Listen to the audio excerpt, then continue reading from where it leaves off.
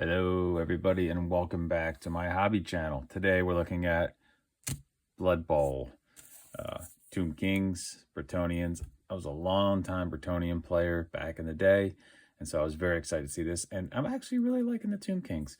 So I'm going to start today with the Tomb Kings. First thing I did, I just said, I'm going to try putting together Skeleton Lineman 1, or what I'm calling Skelly number 1. I didn't really care for this dude here, but I got 3 heads. I got 3 linemen. We're gonna have to repeat some heads.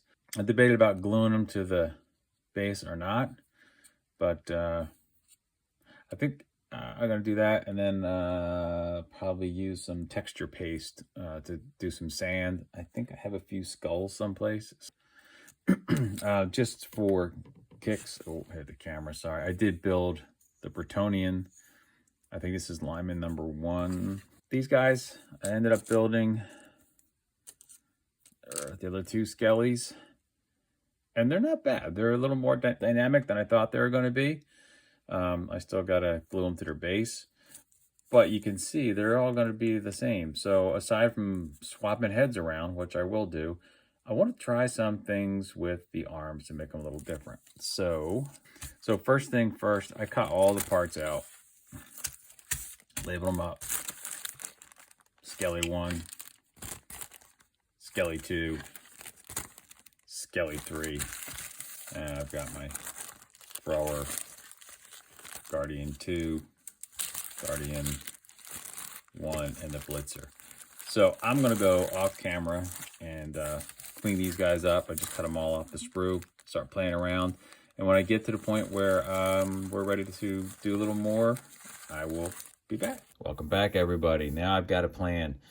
This is linemen 1, 2, and 3 from the Tomb Kings, built up as per the instructions that come with the new season 3 sprues.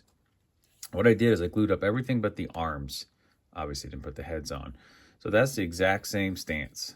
You can see it right here. Exact same stance. Same with this guy. And so the only change is on number 3, the right arm is attached to the big body piece. So I'm not going to be able to change that out. That's still going to be stuck there. So what it gives me is 3 lefties and 2 rights. So obviously these 2 are going to have to switch their right arms.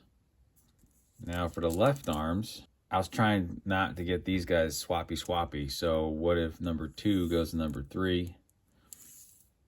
1 and 2, he has a full swap. So there's no real way not to get a full swap, right? So what we're going to do is go for looks. All right, here we are. We're back. And now you can see OG, new guy, OG, new guy, OG, new guy. Take a quick comparison.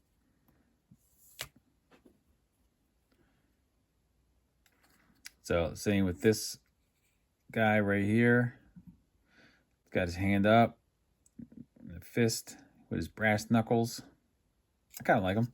So this guy here, right? So he's got the original molded in arm. He's got the different head. Not much you can do about that. And then he's got this brass knuckle arm and up and out and cocked. It actually is different in shape. So this guy's kind of back like a DB, right? Waiting to take on the guy. And this guy's more aggressive, like a lineman is going to punch you in the face. All right, let's take a look at the Tomb Guardians. This is number 1. This is number 2. These guys are built as in the directions. I use the closed fist option on this guy. You have a closed fist and an open fist or open hand. That's the second option. And I kept the crest-like heads. Second option for tomb number 1 has a non-crested head, which I'm not going to use. And then the second option is what I'm calling the skull crest. I think I'm just going to leave him as like the Mike. Number 2 has 2 crested options. I've already put this one on, which from the second sprues, I now have 2 of these. So I think that's going to be my repeat head. So every Tomb Guardian is going to have a crested head. And then what I decided to do, so you can see number 1 has an open and a fist.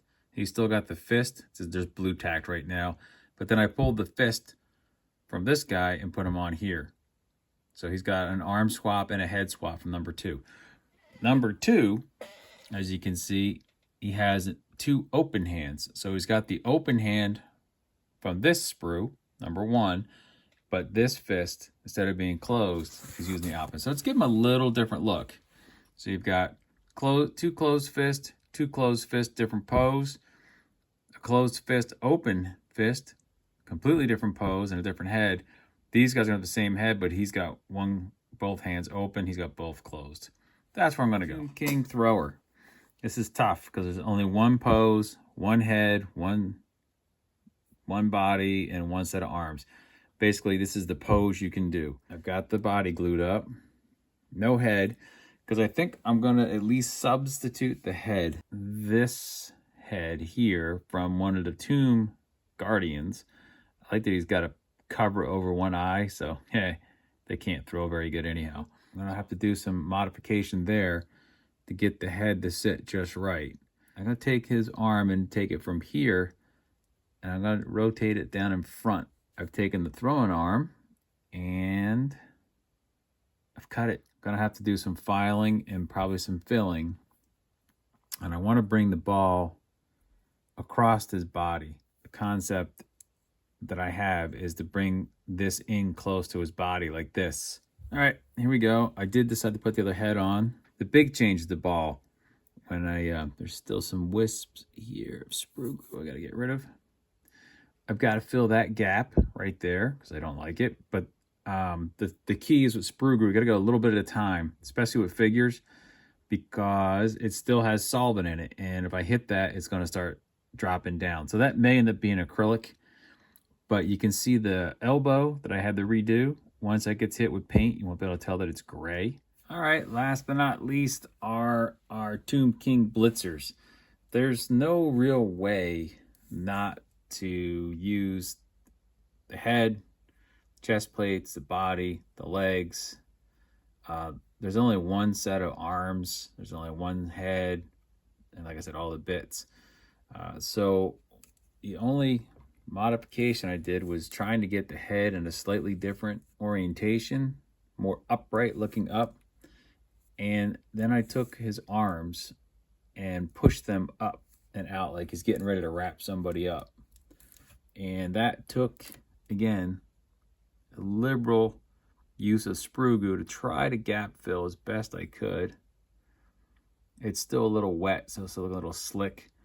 But that being on the underside, like I said, if I can get that little gap in there, that may even fill with primer. I'll probably prime them first and decide if I'm going to come back and put a little more on. So out of 14, I got 2 that are very same. Let me get these guys all cured up and on their bases, and then we'll do a lineup roll through and see if you can see the differences. All right, here we go. This is the lineman, skeleton lineman. On the first in the line on the left-hand side is your original build, and then the optional build, the arm swaps and head swaps. Same for lineman number 2 and for lineman number 3. And here we have the Guardians. Again, original dude, new pose with 2 closed fists and a different helmet. Original build, new build. All right, here's our Tomb King blitzers. Original and modified. Same arm, same head. Just pegged the arms up a little differently and did a little sanding on his back foot to get him to lean a little different so he looks a little different. And then we got the throwers. The original thrower, kind of static, not bad. Still not sure why GW has them holding the ball upside down, but okay, we'll go for it. Tootin' Tom Brady, Tomb King. No, I didn't fumble the ball. It's tucked. So I don't know if I'll end up using 2 throwers, but the dude with the ball down could actually act as a blitzer. Could work. All right, time for primer.